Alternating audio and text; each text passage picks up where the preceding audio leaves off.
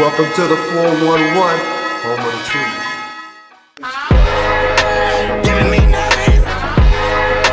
Giving me nothing. Giving me nothing.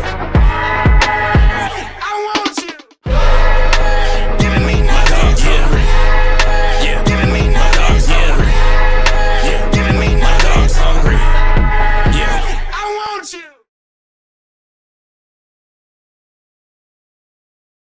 Ladies and gentlemen, we are here live in Las Vegas, and I'm here with Shalana.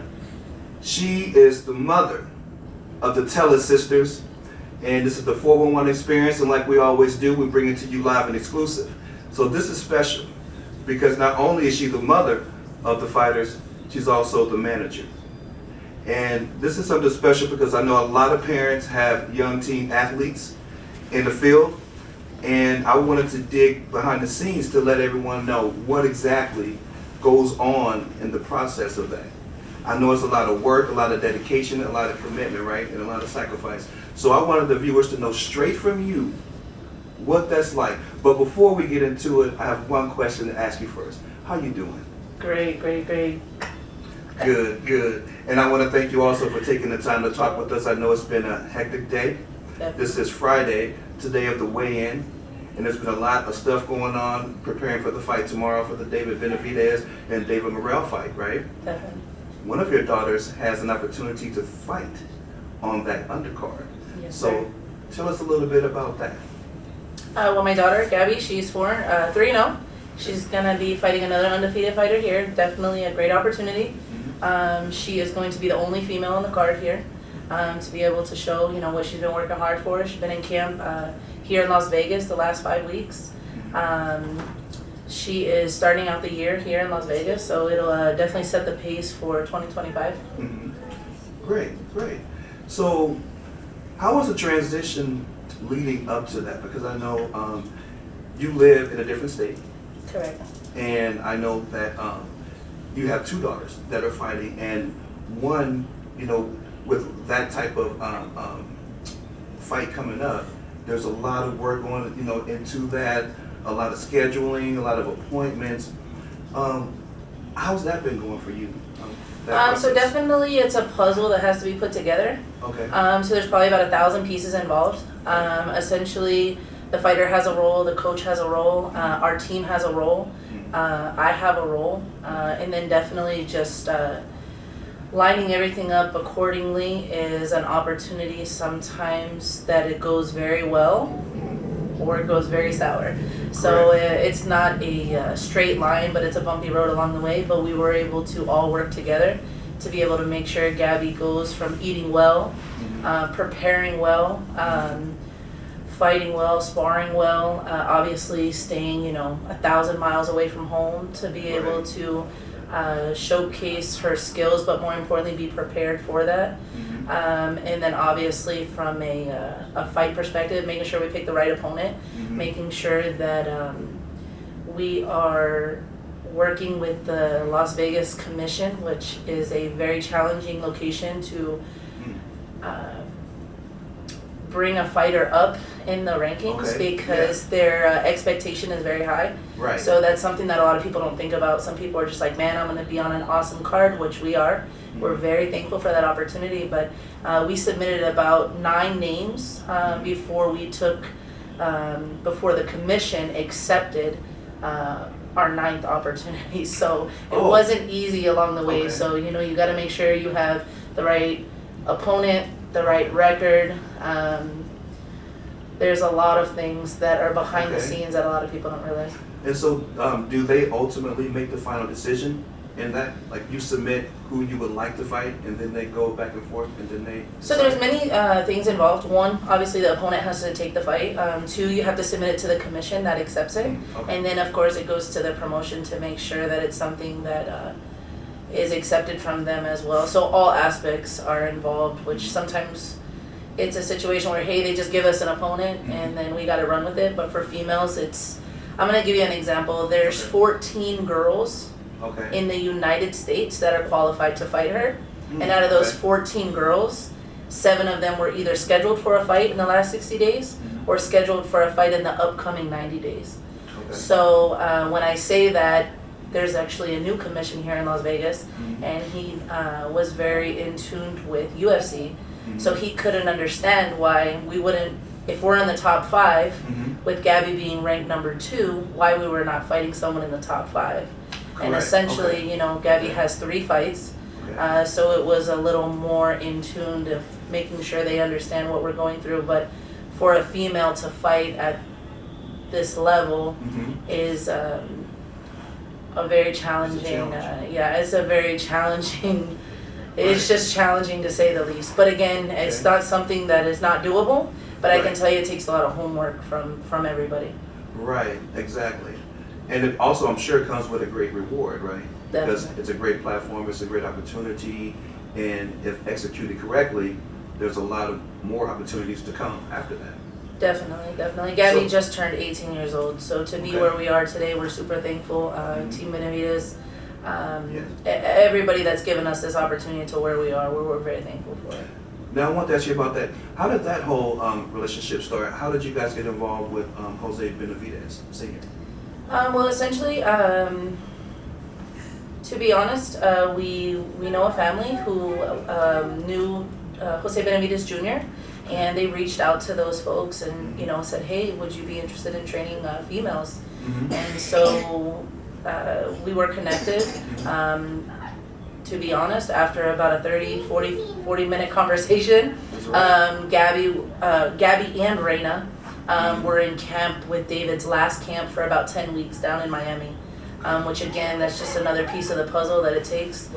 This just doesn't happen overnight. Right. Exactly. You don't just land in those 4 corners. It's something that you work hard for, you dedicate yourself, and then you put on the show. So that's really what we've been doing.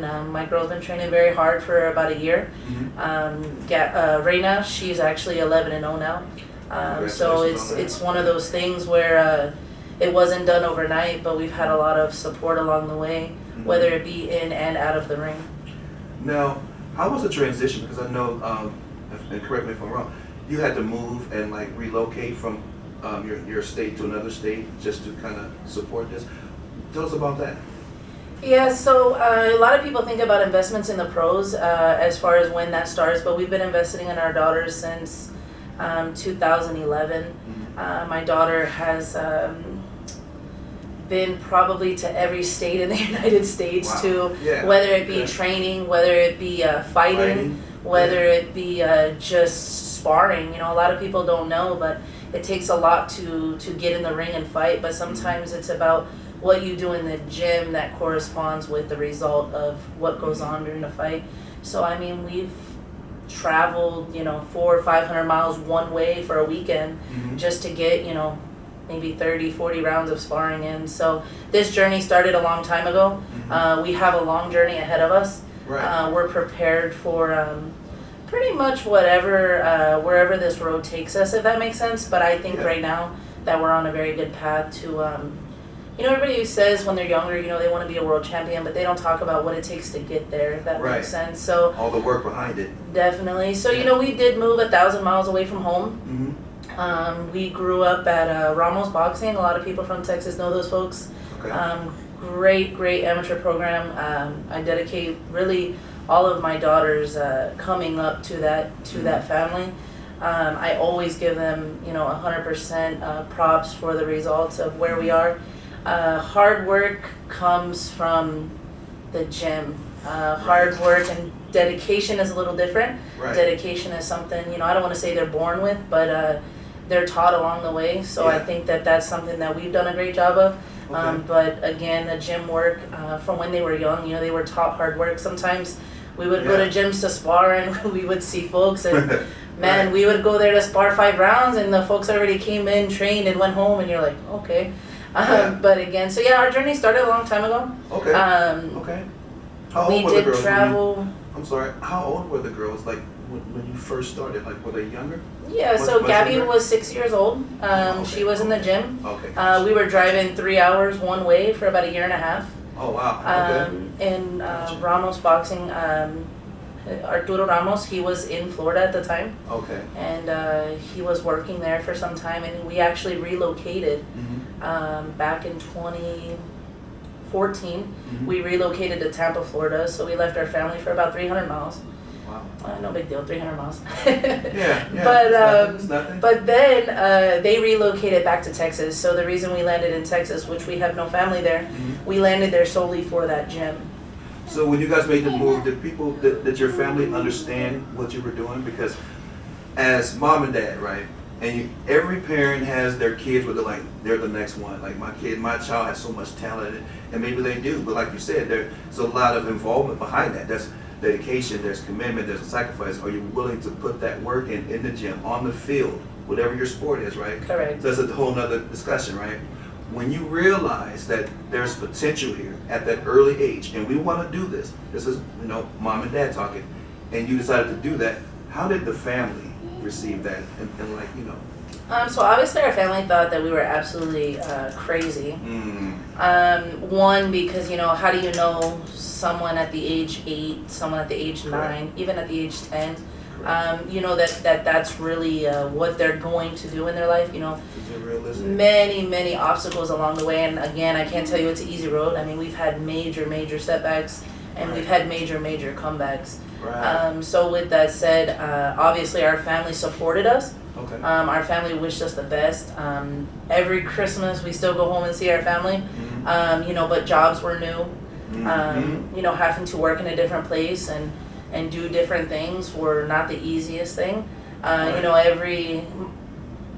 Every holiday, every Halloween, every birthday, my daughters really don't know what those holidays are.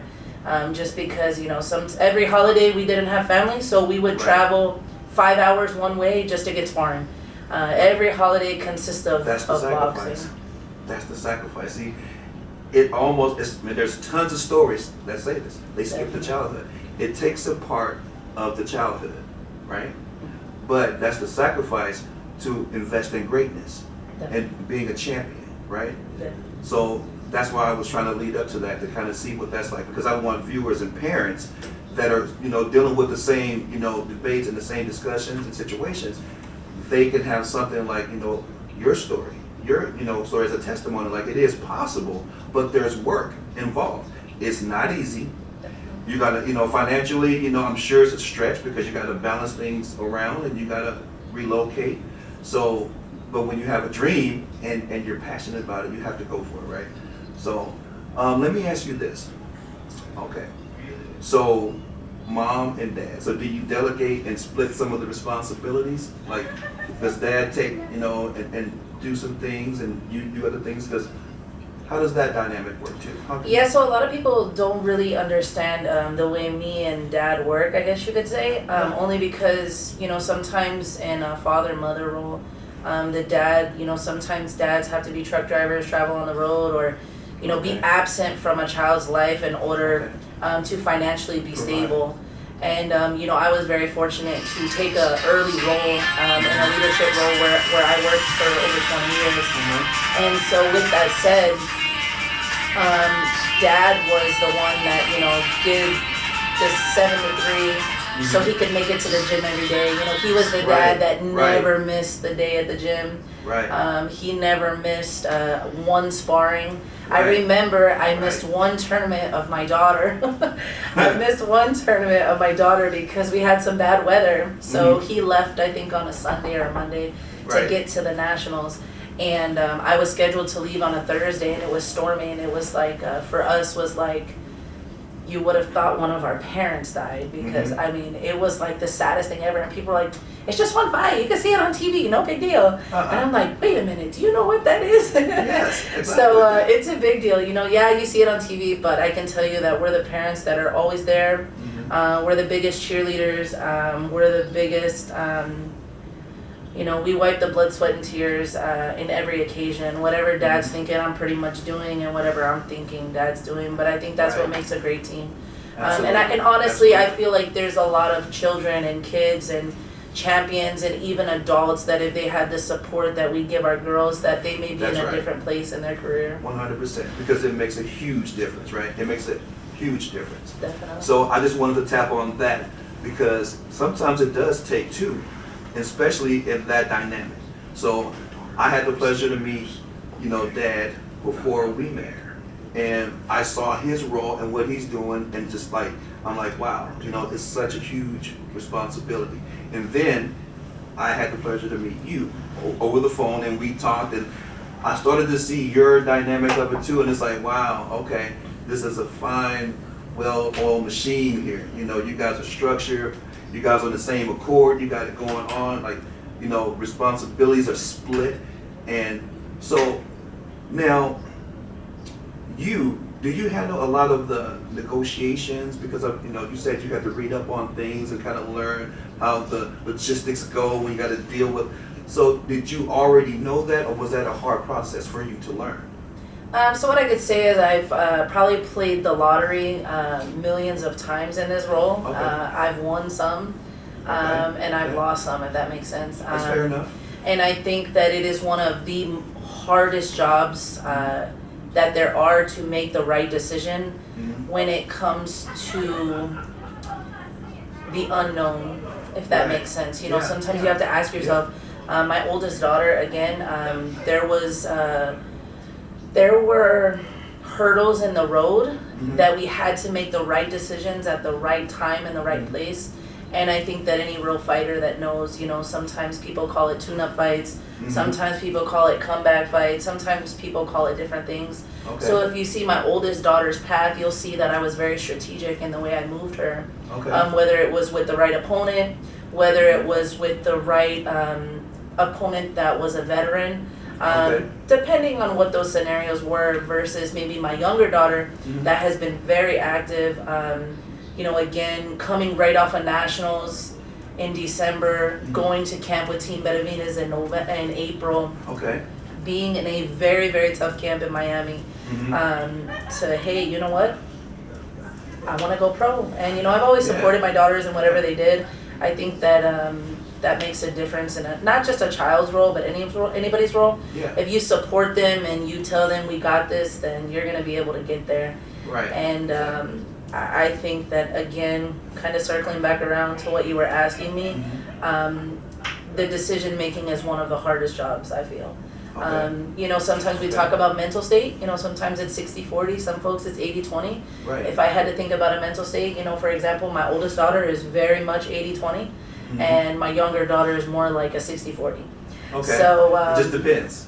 It just depends on you know, what their story is, what is their background, what do we know our strengths and weaknesses are. You know, it's no different than us every day. You know, That's right. You may be the person that makes great steak, and maybe your wife makes great broccoli. So it's really just about, you know, what are we eating for dinner.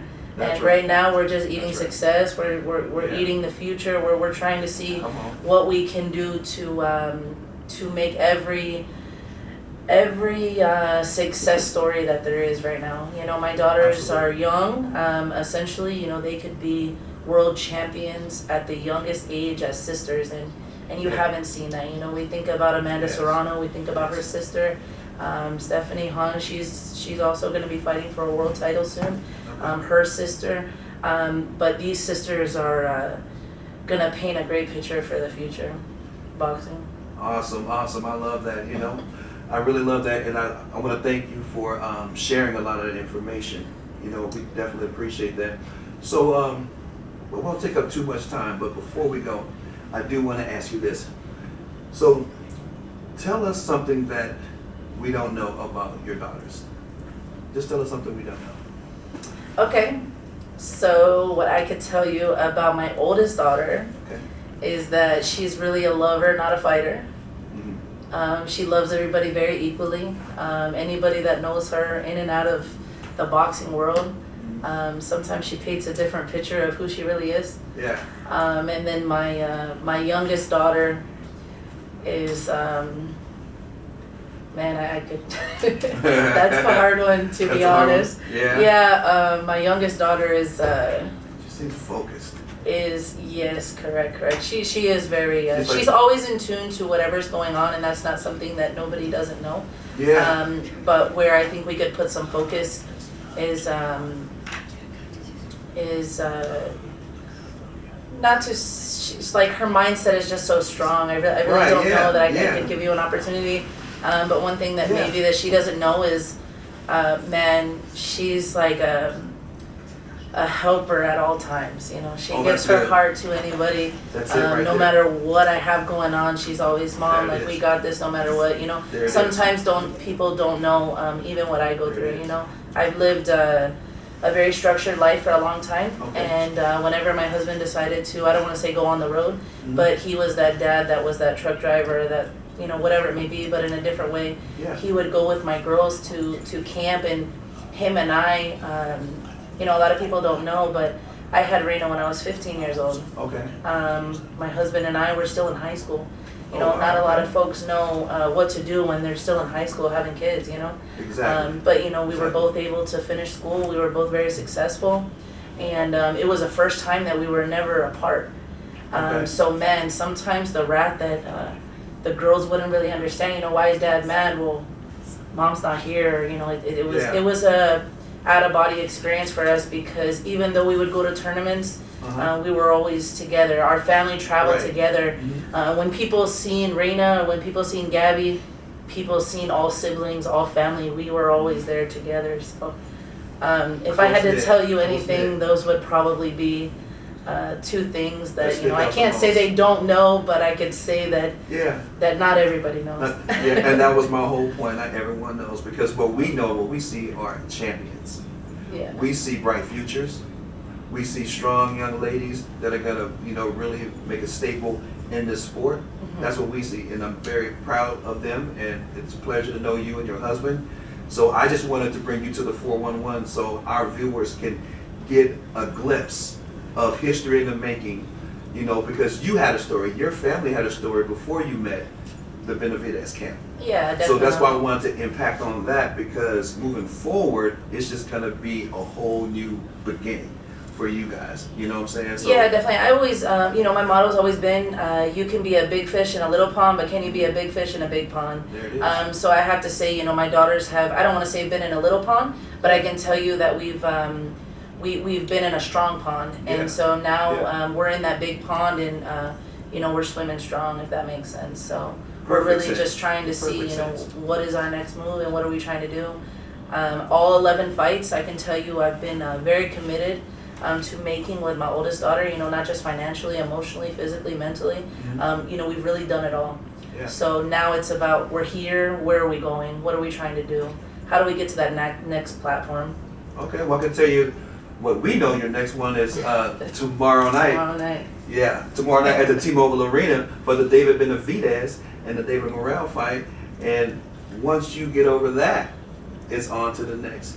So is there any last words that you want to give our viewers before we get you out of here? Any last things that you want to share with us? Anything that you want the world to know? Not really the world to know, just whoever is supporting us, you know, we appreciate that. You know, of course, you have your love and your hate, but we love it all, if that makes sense. So Definitely. we appreciate all the support that we have. Absolutely. And we appreciate you. So thank you for taking the time to talk with us. This is your host, RJ, with the 411 Experience. Thank you again. Thank you. This is the 411. RJ, out. Talking done, boy, when the wolves come out. Watch the fade away and Reggie when it comes to shooting. Heart pace at least, flesh from scar to running straight through them. Man, crazy with the tools, no paw patrol. Die slow as the world turns, drama light show. The catacombs and grave remains propane with they head blown. How you got syphilis on the brain, no botch, no go. Let me whisper in your ear, you should have found Jesus. Record skipping, soul gone, pine box with the fresh creases. No leasing, cinemass turned you paraplegic. Oil's leaking out on the concrete, burnout transmission. Unexplained mystery, what you think you solving? Better check the dental